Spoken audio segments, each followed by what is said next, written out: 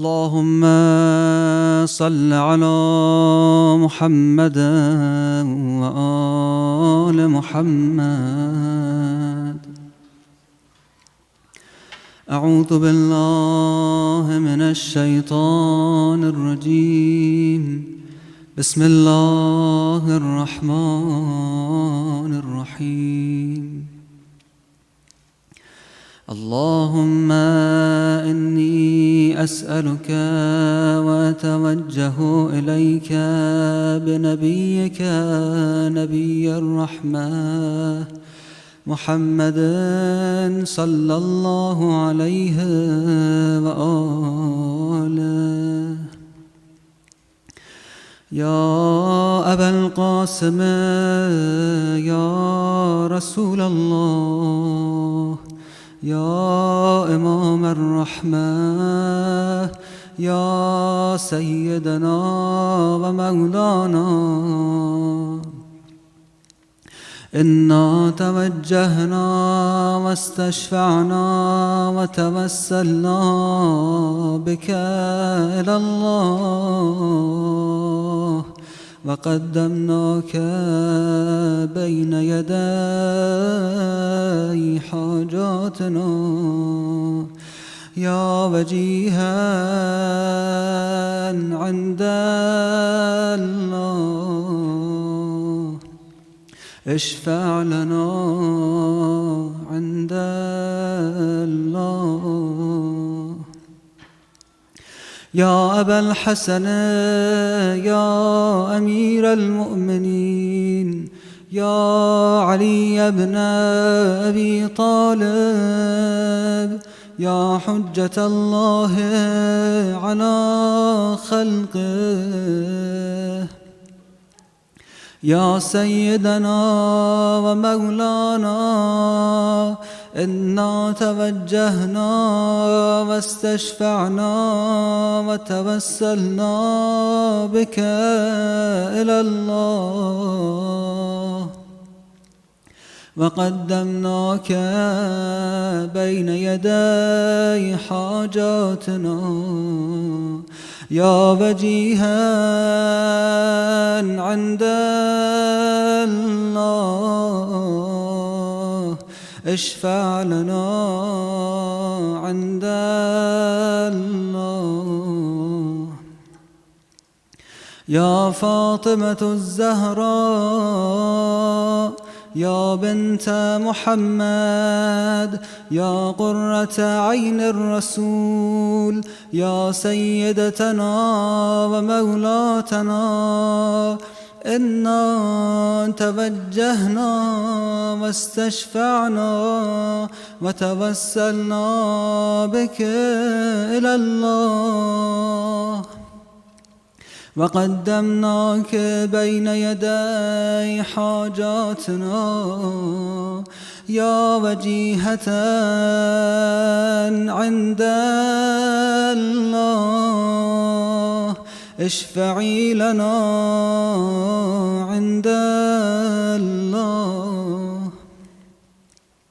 يا أبا محمد يا حسن بن علي، أيها المجتبى يا ابن رسول الله، يا حجة الله على خلقه، يا سيدنا ومولانا، إنا توجهنا واستشفعنا وتوسلنا بك إلى الله، وقدمناك بين يدي حاجاتنا يا وجيها عند الله، اشفع لنا عند الله.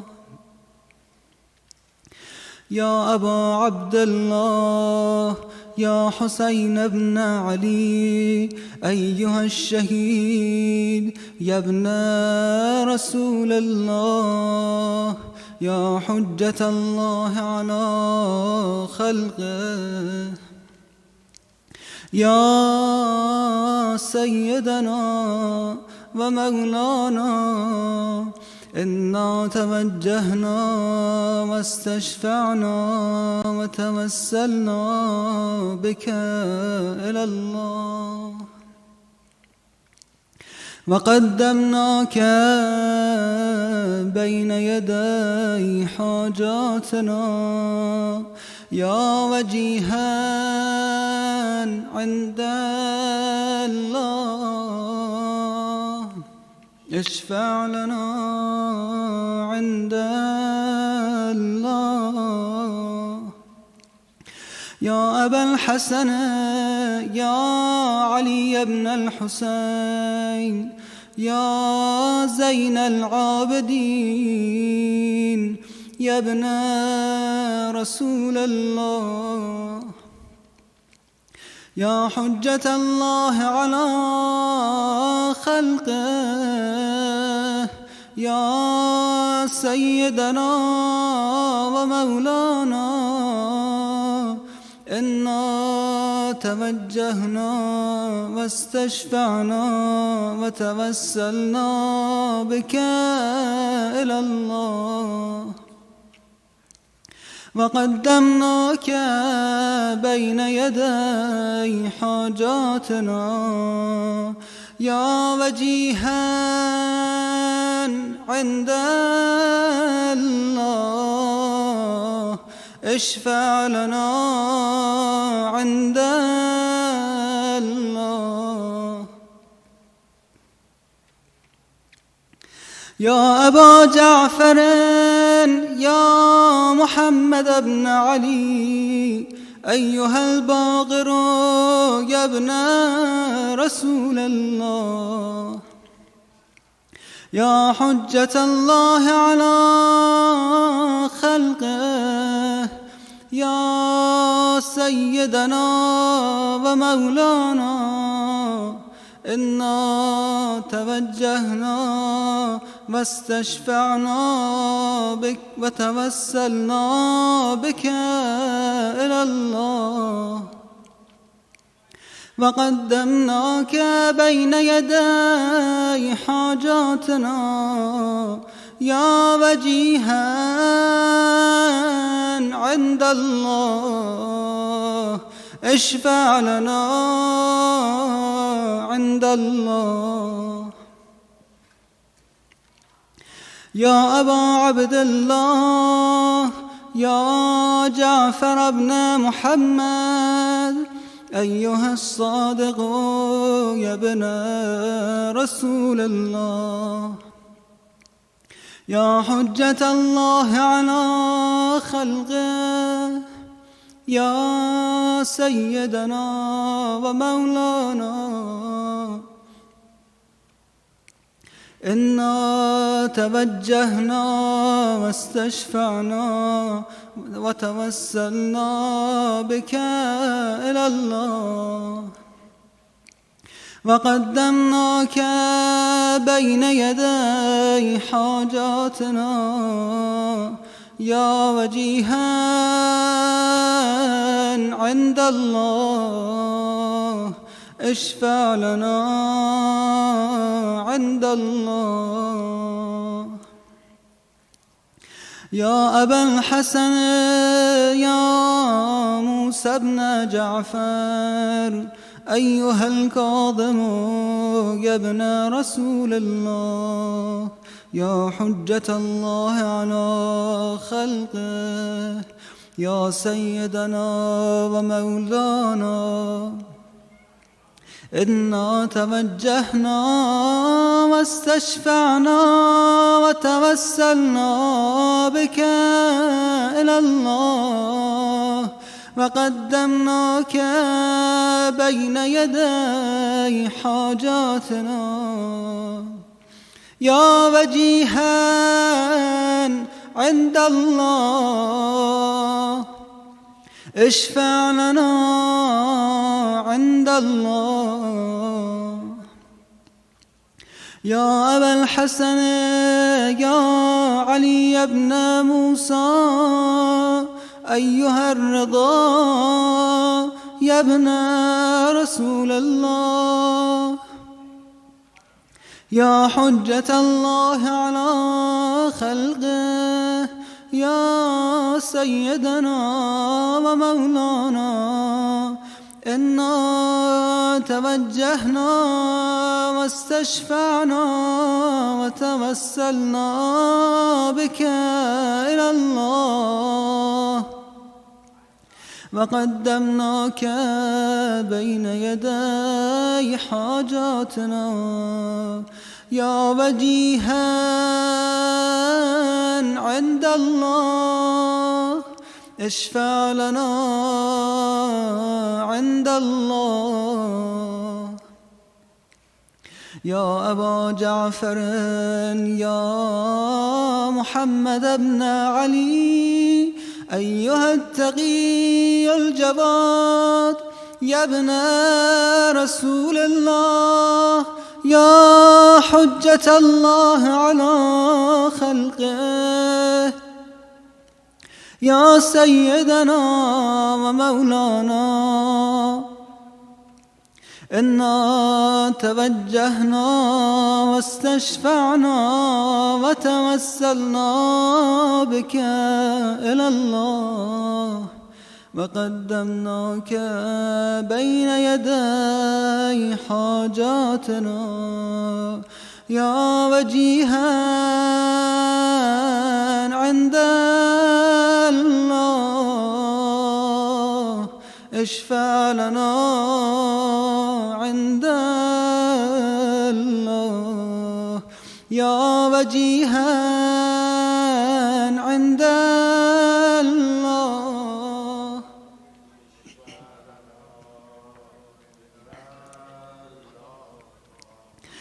يا أبا الحسن يا علي بن محمد أيها الهادي النقي يا ابن رسول الله، يا حجة الله على خلقه، يا سيدنا ومولانا، إنا توجهنا واستشفعنا وتوسلنا بك إلى الله، وقدمناك بين يدي حاجاتنا، يا وجيها عند الله اشفع لنا عند الله.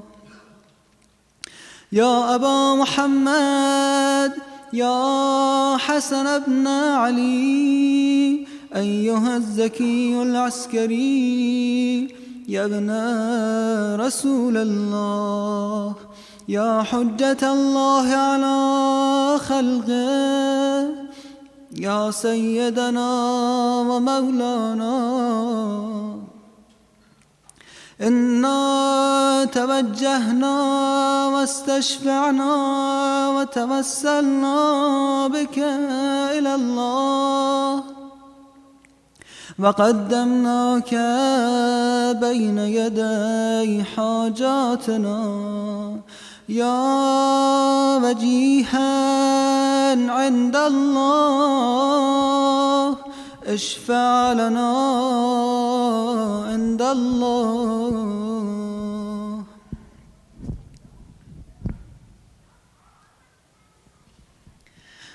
يا وصي الحسن والخلف الحجة أيها القائم المنتظر المهدي يا ابن رسول الله، يا حجة الله على خلقه، يا سيدنا ومولانا، إنا توجهنا واستشفعنا وتوسلنا بك إلى الله، وقدمناك بين يدي حاجاتنا يا وجيها عند الله اشفع لنا عند الله يا وجيها عند الله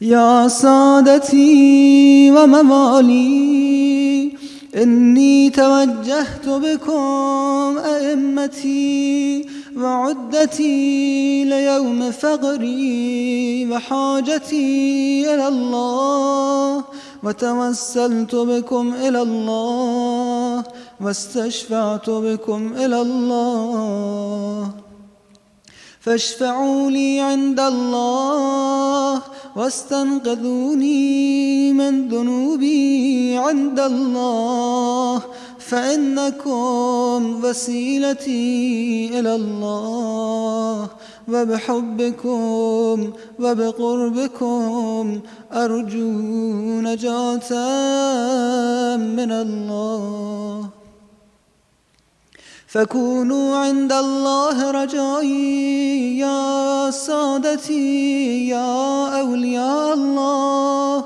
صلى الله عليهم أجمعين ولعن الله أعداء الله ظالميهم من الأولين والآخرين آمين رب العالمين.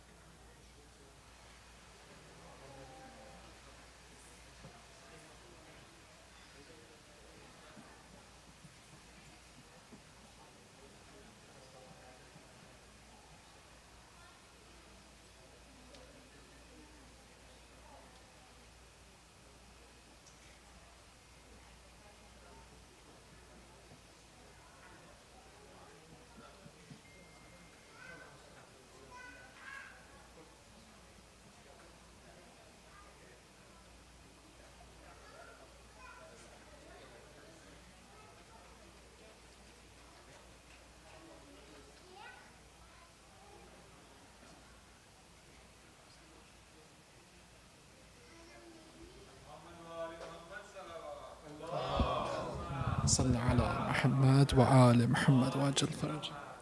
Assalamu alaikum. Inshallah, we're going to recite a short ziyarat of Imam al-Jawad, and then inshallah after that we're going to have the speech by Sheikh Salim. اللهم صل على محمد وآل محمد. أعوذ بالله من الشيطان الرجيم. السلام عليك يا ولي الله. السلام عليك يا حجة الله. السلام عليك يا نور الله في ظلمات الأرض. السلام عليك يا ابن رسول الله. السلام عليك وعلى آبائك. السلام عليك وعلى أبنائك. السلام عليك وعلى أوليائك. أشهد أنك قد أقمت الصلاة وآتيت الزكاة وأمرت بالمعروف ونحيت عن المنكر وتلوت الكتاب حق تلاوته وجاهدت في الله حق جهاده وصبرت على الأذى في جنبه حتى آتاك اليقين. آتيتك زائرا عارفا بحقك مواليا لأوليائك ماضيا لأعدائك فاشفع لي عند ربك. صلى على محمد وآل محمد.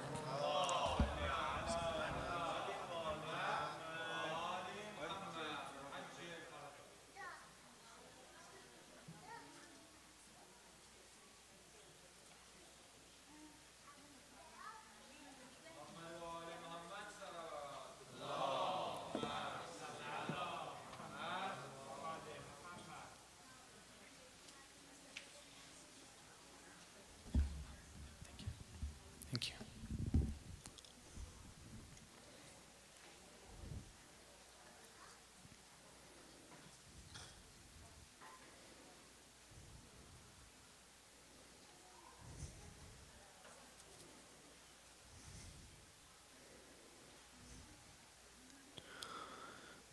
Before we begin, if we can request a Surah Al-Fatiha for Marhuma Afshan Arjumand Banu, and for the marhumin and marhumat of those who are present in this gathering, and for all marhumin and marhumat, inshallah we can give them with the recitation of Surah Al-Fatihatul Mubarakah.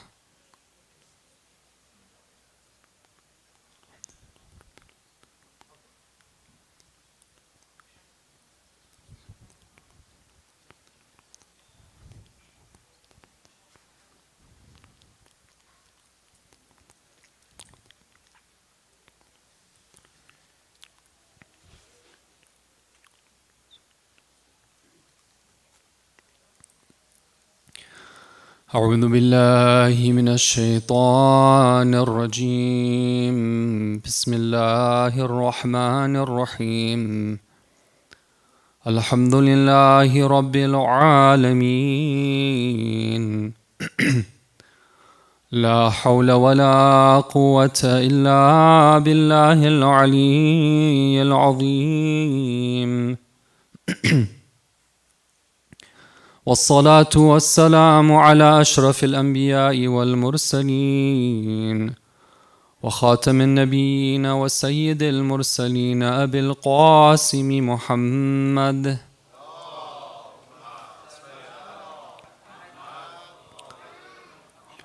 وعلى آل بيته الطيبين الطاهرين المعصومين المظلومين. ولعنة الله الدائمة على أعدائهم أجمعين من يومنا هذا إلى قيام يوم الدين. Respected elders, brothers and sisters, my condolences to all of you on the Shahadat anniversary of our 9th Imam, Imam Muhammad al-Jawad at-Taqi alayhi salam. And special condolences to his great-grandson, the Imam of our time, Ajjalallahu Farajahu Sharif, who definitely on this occasion is in a state of mourning. We give him our condolences.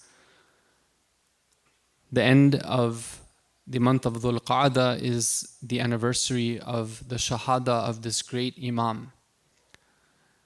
And we're blessed to be able to take some time out to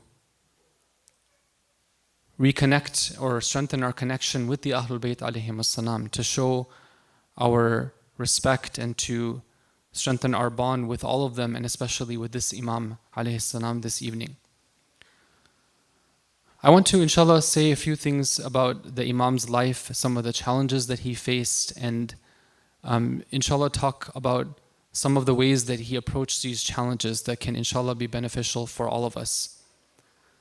The Imam was the first Imam who became an Imam as a child.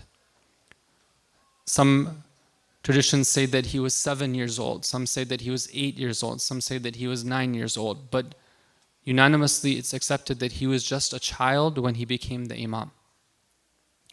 And this was a difficult thing for many reasons. Number one is that Imam Muhammad al-Jawad alayhi salam becomes an orphan at a young age. His father is martyred. So this is something which is obviously a very difficult trial for any child. But imagine when your father is Imam Ali al-Rida alayhi salam, it makes the trial even more difficult. So this is one of the difficulties that he's facing. Now, given that he's the first Imam who is a child, that becomes another challenge. Because this is something that people were not used to. After him, we know that the 10th Imam alayhi salam and the Imam of our time, they both became Imams when they were just at the age of what others would consider to be children. But our 9th Imam alayhi salam was the first of these. So in order to establish this, of course, he's going to face some resistance. There are going to be people who stand up against him and say that, no, we don't accept this. And the Imam alayhi salam, just like the other Imams, was surrounded by those who were opposed to him and his mission, which is the mission of the Ahlul Bayt alayhim as-salam. So the historians say that if we want to look at who were the opposition to the Imam alayhi salam, there was actually 4 different groups. One of them was the Bani Abbas, the Abbasid rulers, who knew that just the same way that Imam Rida alayhi salam had found a place in the heart of so many people, they knew that his son alayhi salam, there's a good possibility that he too would find a place in the hearts of many people, which he did. That was one group of enemies.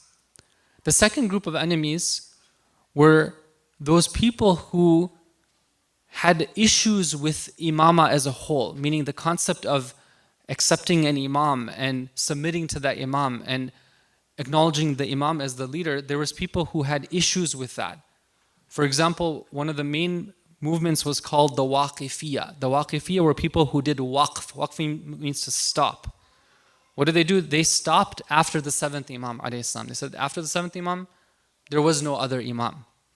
And some of them did that because they had collected a large amount of money that was actually due to the Imam.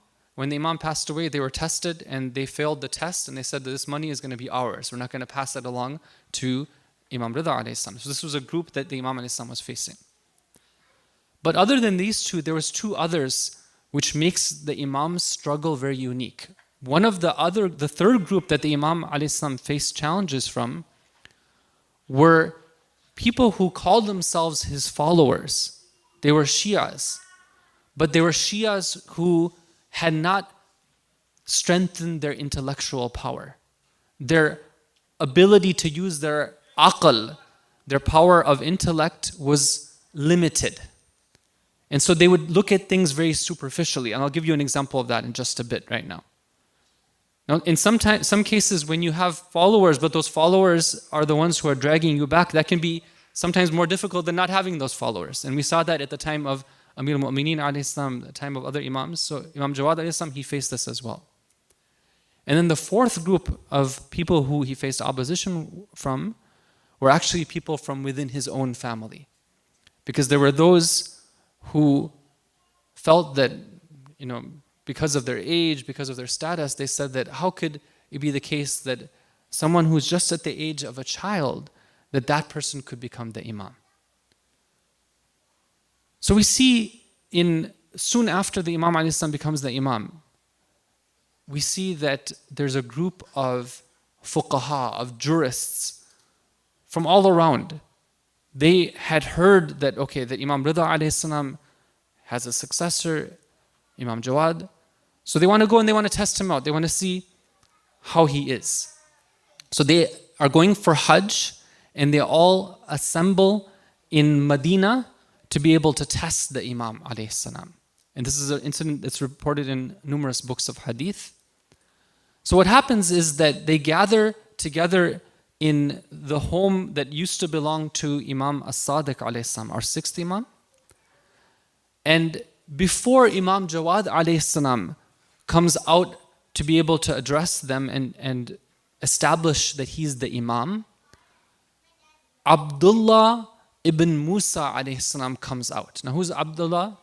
Abdullah is the son of Imam Musa al-Kadhim alayhi salam. So he's the uncle of Imam Muhammad al-Jawad. He's obviously elder to Imam Jawad. And he's one of these people who fell into the fourth category of those who were standing in opposition to the Imam alayhi salam. He felt that, because of his age, because of his seniority, whatever it may be the case, he should be the one who's recognized as the representative from the family of our Prophet. So these jurists who have gathered there, they begin to ask Abdullah ibn Musa questions. And the Shias were listening to this. And what happens is that Abdullah ibn Musa, he is not connected to the divine source of knowledge. He's a learned person, but his knowledge is ordinary knowledge. It's book knowledge that he's acquired. And soon enough, he begins to falter. And the Shias who are there, who had learned their teachings from, from Imam Rida alayhi salam, from Imam Musa al-Kadhim alayhi salam, they begin to cringe. They say that this person is answering the questions wrongly. Now, a group among them, as we said, were those who had not perfected their intellect. These are among the Shias. Just before this incident, they had gathered together to mourn the martyrdom of Imam Rida alayhi salam. And it's very interesting. Amongst them, there's somebody who stands up and he says that, the Imam alayhi salam, he is the Imam, but because he's so young, who are we going to choose as his guardian or his representative until he's old enough to take care of the affairs? And this is from among those people who were considered among the Shias of the time. So immediately, Rayyan ibn Salt, he stands up and he's very angry. And he addresses these Shias and he says that, how dare you say something like that? With these words of yours, I question the level of iman that you have. It seems that you have been plagued with shak and shirk, meaning that you've now become affected with doubt and you're associating with God. Okay, but why is he accusing you of being a mushrik, right? Like, you have to look at his words. His words are very precise, right? They're very accurate. And he says something very interesting. He says that if Allah were to appoint a baby who is 1 day old as the Imam, then that Imam, compared to a man who has lived 100 years old, who is 100 years old, would have more value for us.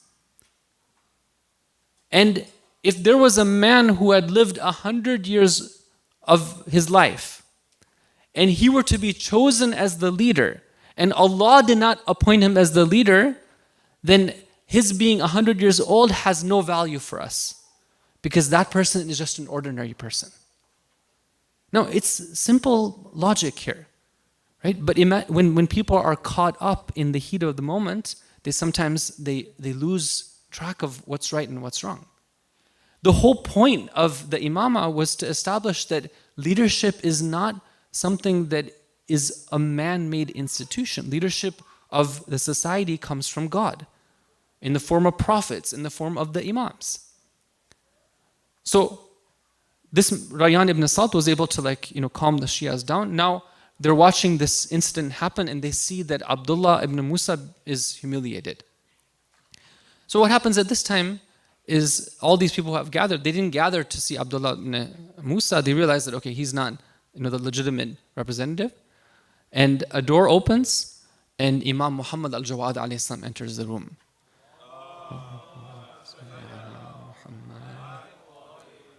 Now it's very interesting that all these jurists, all these famous scholars, you can imagine, put your picture in your mind, all these, let's say, men who have long beards, who have been studying their whole lives, something about the presence of the Imam alayhi salam spurs them to stand up out of respect for him. They realize that this is not an ordinary child who's entering the room. And then they begin to ask their questions. And one after the other, the Imam alayhi salam correctly responds. And soon enough, they become convinced that indeed this is the one who is the representative and the successor of Imam Rida alayhi salam.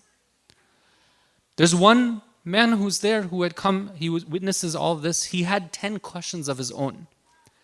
And he said that I had come to ask the questions, but I had also come with a request. I had a haja. I wanted something from the Imam.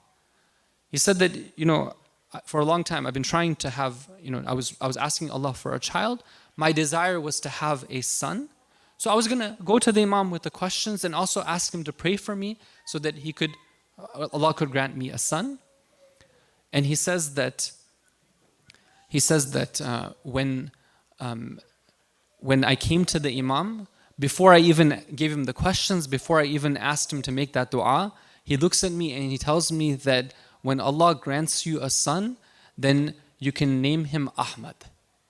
So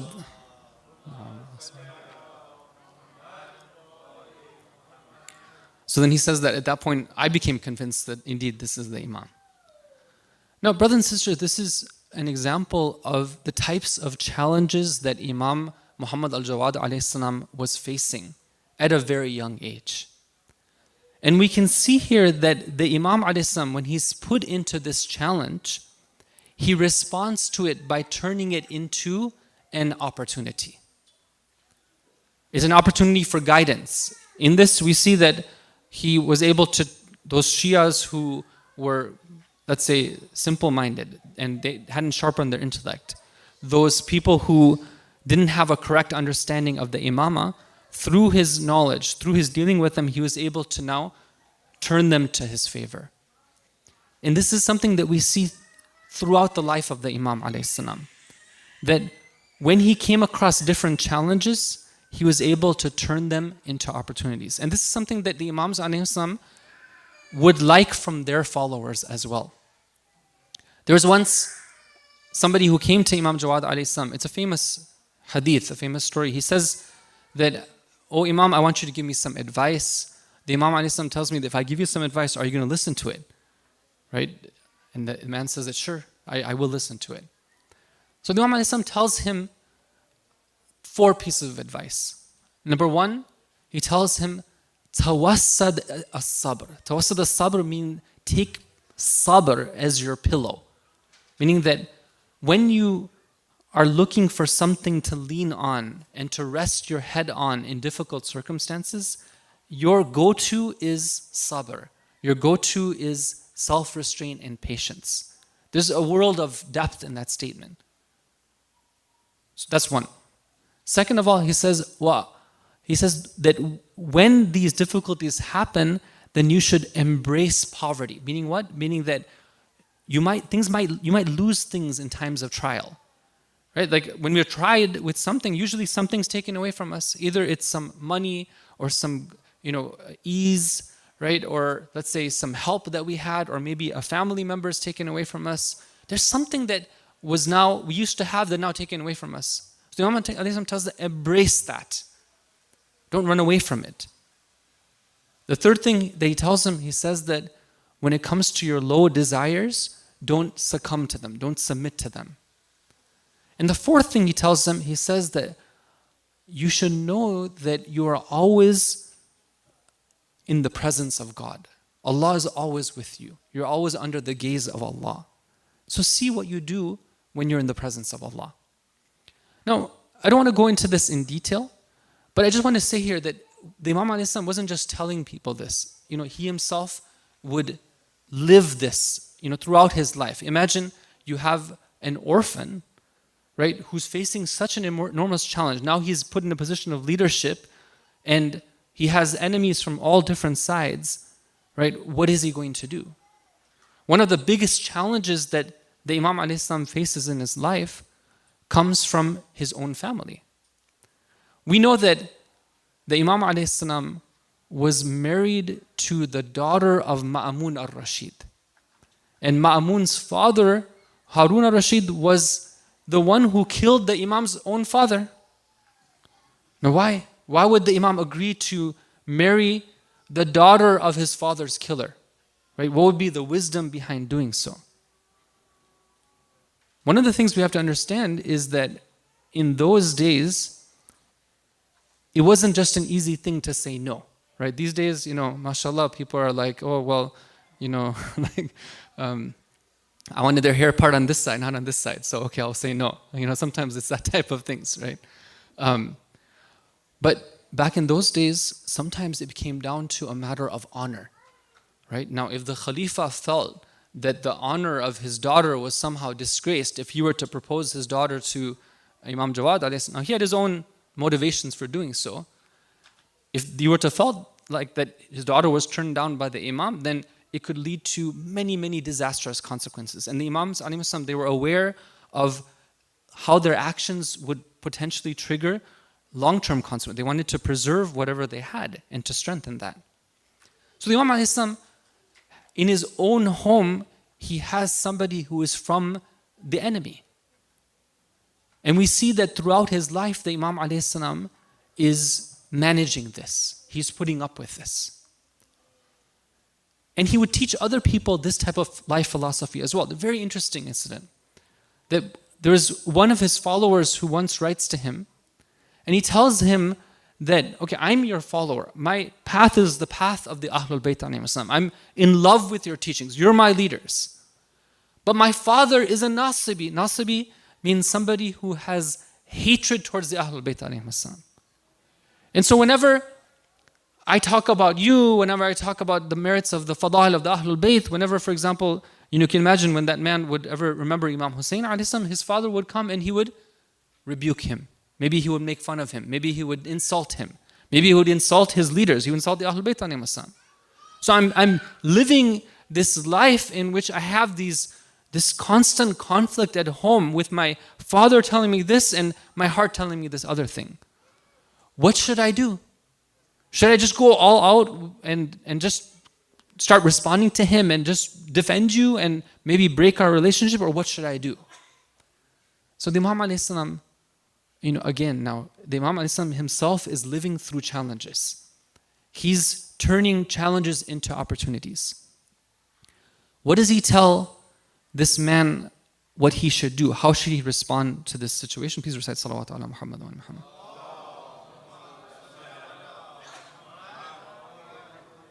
First of all, he tells him that, look, your path forward is not to respond directly to your father and just challenge him on everything, but rather you should make use of a technique which is known as mudara. Mudara in Arabic roughly means when you deal with somebody in a gentle and tolerant way. We have, brothers and sisters, many, many traditions from the Ahlul Bayt that tell us that when you're dealing with your family members, don't deal with them in a way that it's you versus them and you're in a war and a battle all the time. That's a recipe for disaster. If you're getting angry, if you're shouting, if you are insulting, if you are trying to poke holes in what they do, if you're trying to, let's say, so you're saving things to come get back to them when you're angry, and all these things, all these techniques, it's a failure, recipe for failure. There's another approach, which is the approach where you do things tactfully. You think about the long term.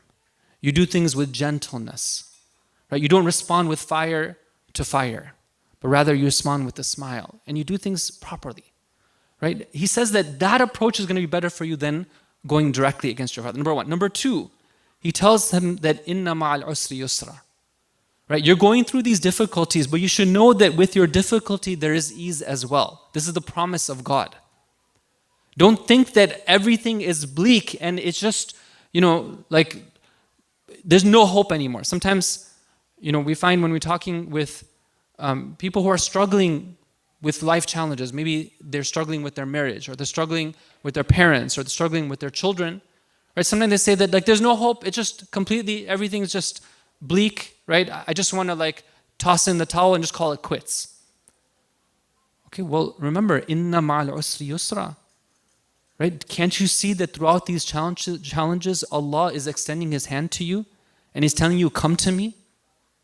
If you take the high road, you are achieving the purpose of what you came here for, which is to be tested and challenged and to make the right choices. What more could you ask for than to be put in this arena where now at home you're being challenged? Right? This is an amazing opportunity. Why don't you see it that way instead of looking at everything like bleak? What, do you think that if you had somebody else, life would be better? Do you think that other people don't struggle the way you are? No, so many things happen behind closed doors, and sometimes we might be surprised. We think that challenges are unique to me, but rather these challenges are often faced and shared with many other people as well. It's just that they happen behind closed doors, so we're not aware of them. Inna ma'al usri yusra. Third thing, he says that be patient. فَإِنَّ الْعَاقِبَةَ لِلْمُتَّقِينَ. If you have sabr, then you are guaranteed that the best outcome will be yours. Because Allah promises that He gives the good outcome to those who have taqwa. And the fourth thing, he says that don't ever forget that we're not the ones who are in charge. Allah is the one who's in charge. We do our part and Allah does His part.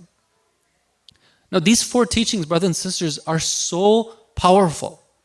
Right? They're so comprehensive. They're so fundamental. I'm telling you, you can go and buy every single book on healing marriages and healing relationships that you can find in the market that's written by non-Muslim authors. You will not find anything as comprehensive as these four principles.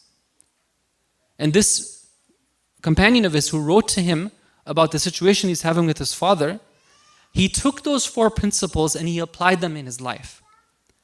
And later on, he comes to the Imam ﷺ and he tells him that at this point, Allah has made the heart of my father compassionate towards me until it's gotten to the point that he does not disagree with me even about a single thing. The man who was your hater is now your lover. He's completely aligned with me.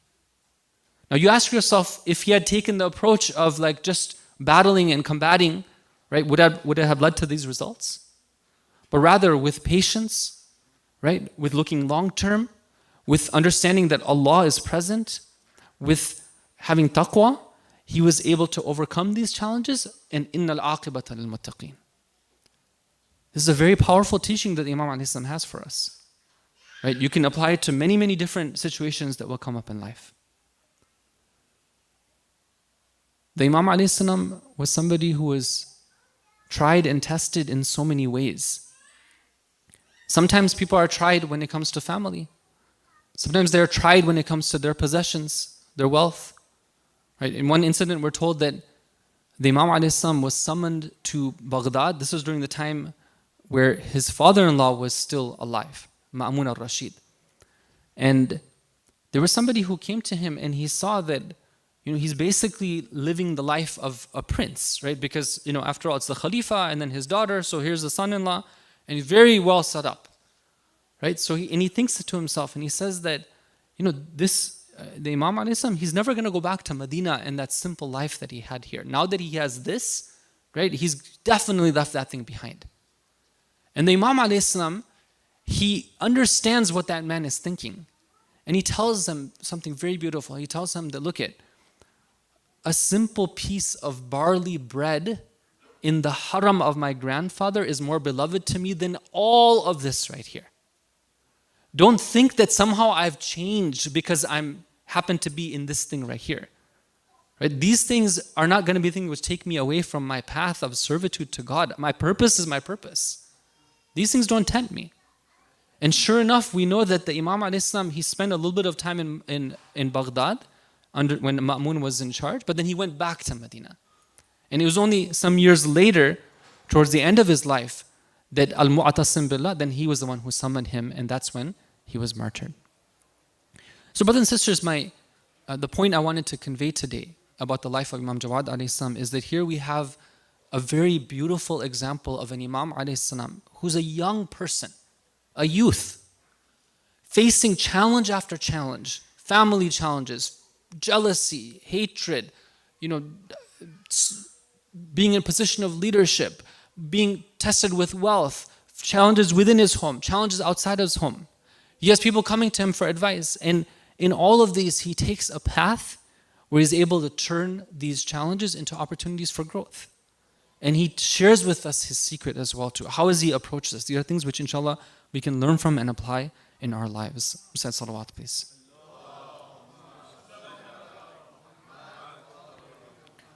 Now, as we move to the Masa'ib, I just want to mention a little bit more about what happened towards the end of the life of our beloved Imam alayhi salam. As I mentioned, that his wife was none other than the daughter of the former Khalifa. And we're told that actually, despite whatever upbringing she had, whatever influences her father had, she, just like so many other people, was very much attracted to Imam Jawad alayhi salam in his personality. She appreciated who this great person was. She lived with him. She saw this on a daily basis. It wasn't the case that she was filled with just bitter hatred towards him. But what was her downfall? Everyone's tested in their own ways. Allah chose to not give her a child from Imam Jawad alayhi salam. But rather at that time, as you know, it was common for a man to have multiple spouses. And so Allah gave Imam Ali al-Hadi alayhi salam as a son to the Imam Jawad through another one of the Imam's spouses. Sumana was her name. And this was the source of great disturbance for the wife, the daughter of Ma'mun, Fadl. She was filled with jealousy. How could Allah give it through that and not give it to me? And she saw that this was something, of course, that was very important for the Imam alayhi salam. And she felt that now that the Imam wasn't showing her as much love or whatever it may be, so this was her weakness. And her uncle al-Mu'tasim, he saw that she was troubled by this. And he said, this is the way that I can get into the home of the Imam alayhi salam, and I can from within cause for him to be killed. So let's take a few minutes now to remember the story of the martyrdom of our beloved Imam alayhi salam.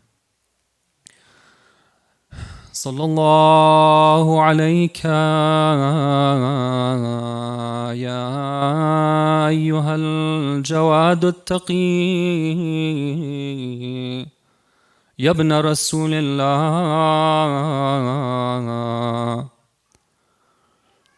Ya Sayyidana wa Mawlana. There's one incident, brothers and sisters, that when the Imam was just 4 years old, there was a man who came to his father, Imam Rida alayhi salam. He says that I have this great pain in my eyes.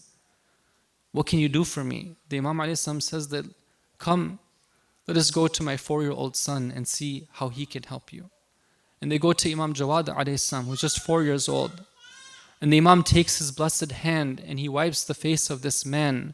And that pain which was so troubling him, it goes away. On this night, brothers and sisters, we might have some pain, some hajat, some disturbances, some difficulties, and we need some help. And Allah Ta'ala has given us this help in the form of this Ahlul Bayt, of this great family. يا سيدنا ومولانا إنا توجهنا واستشفعنا وتوسلنا بك إلى الله وقدمناك بين يدي حاجاتنا يا وجيها عند الله اشفع لنا عند الله. It was a night like this many years ago that the Imam alayhi salam had been summoned to Baghdad. He was alone in his home with his own wife. She has some grapes with her. She wants to feed them to the Imam. The Imam had to deal with so many enemies. The Khalifa of the time, people from his own Shi'as who had turned against him. But imagine now the Imam has to face an enemy from his own home. As soon as he eats the grapes, his wife begins to cry. He realizes what has happened. Oh Fadl, why are you crying? You are the one who fed me these poison grapes. But she was the one who was so bitter in her jealousy, but yet she had love for the Imam. The Imam alayhi salam is dealing with the consequences of the poison. We're told that his true Shias, his loyal supporters, were worried about the Imam. They were gathered nearby when they saw that it was some time when the Imam had not come out of his home. They drew their swords, they surrounded the home of the Imam, but it was too late. The Imam alayhi salam had left this world being poisoned by his own family member. Imagine the last moments of the Imam's life.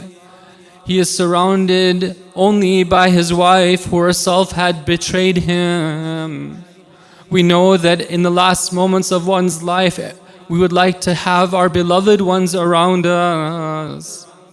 We know that our Prophet, peace be upon him and his family, in his last moments, he had gathered around him Fatimatul Zahra, Amir al-Mu'mineen, Imam Hassan and Imam Hussein.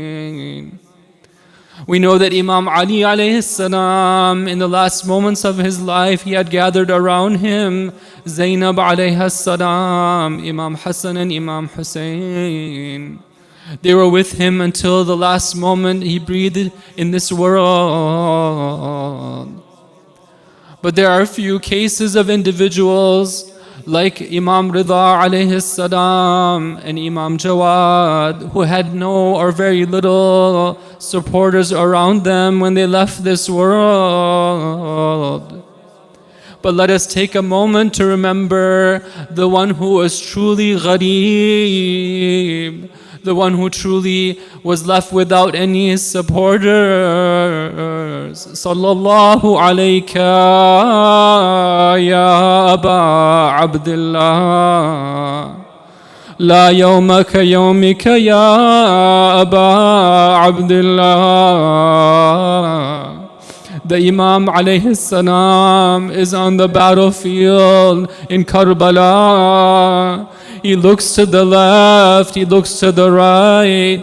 He sees that there is no one left to support him or help him. He cries out, is there anyone to come to the aid of the family of Rasulullah?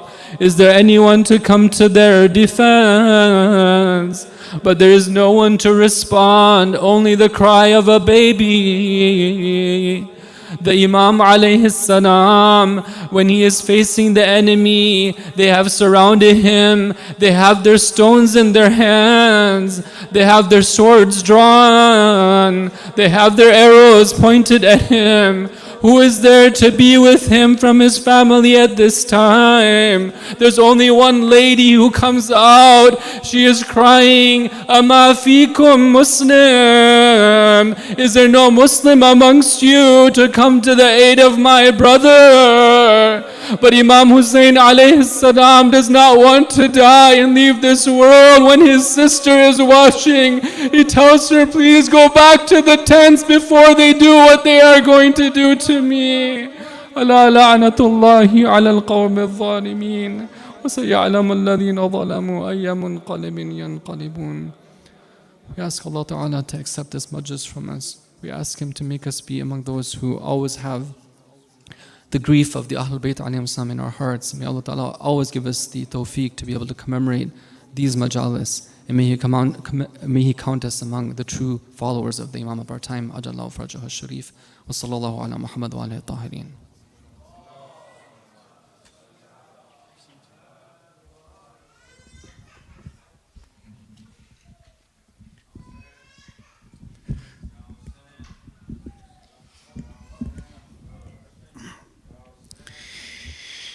I am at your door,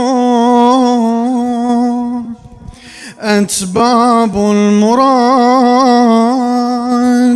Ya Ibn al-Rida, Ya Mawla Jawad. I am at your door, at Babul Murad, Ya Ibn al-Rida, Ya Mawla Jawad, Ya Mawla Jawad, Ya Mawla Jawad, MashaAllah, Ya Mawla Jawad, Ya Mawla Jawad, Ya Mawla Jawad, Ya Mawla Jawad, Ya Mawla Jawad, MashaAllah, Ya Mawla. I am at your door, where angels descend with all my wishes. My hand I extend, my heart I do pour. Only you can mend the sight of your door and your fragrant scent. My legs run to you, my eyes search for you amongst the lovers. Take my hand with you, Ya Mawla Jawad, Ya Mawla Jawad, MashaAllah, Ya Mawla Jawad, Ya Mawla. On the dusty streets, I yearn for your breeze. O door of wishes, can you call for me?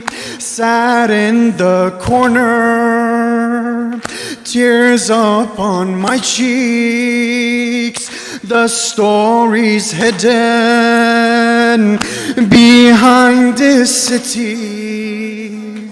O voice of the Quran, O son of Hussein, O voice of the Quran, O son of Hussein, a king imprisoned within Kadhamin.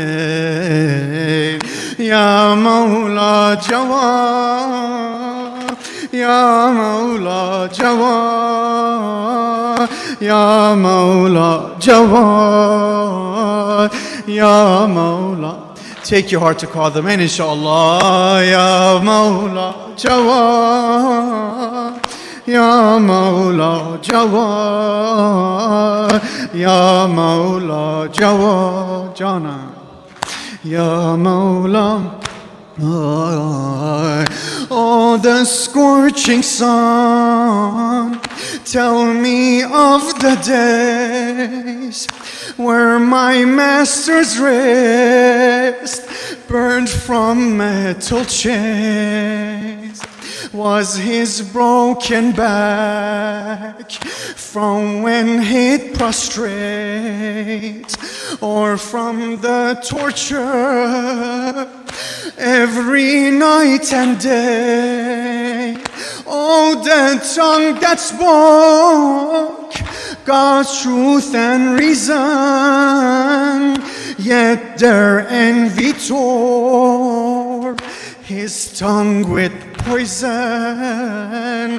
Oh, the dusty streets, silent tragedies, within every dust, the blood of Ali, the land of Iraq, Kufa to Taqi, the land of Iraq, Kufa to Taqi, will soon bear witness the rise of Mahdi.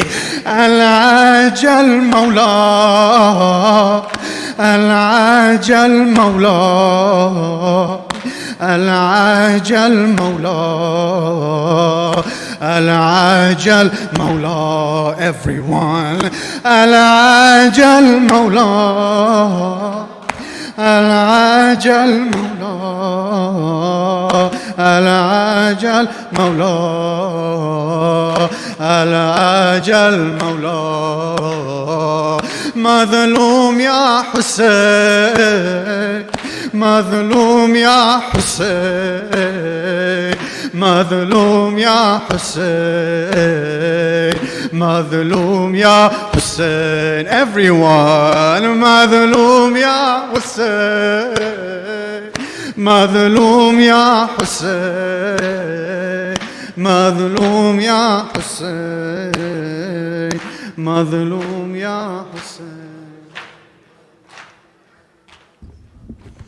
السلام عليك يا أبا عبد الله وعلى الأرواح التي حلت بفنائك. عليكم مني جميعا سلام الله أبدا ما بقيت وبقي الليل والنهار، ولا جعله الله آخر العهد مني لزيارتكم all together. السلام على الحسين وعلى علي بن الحسين وعلى أولاد الحسين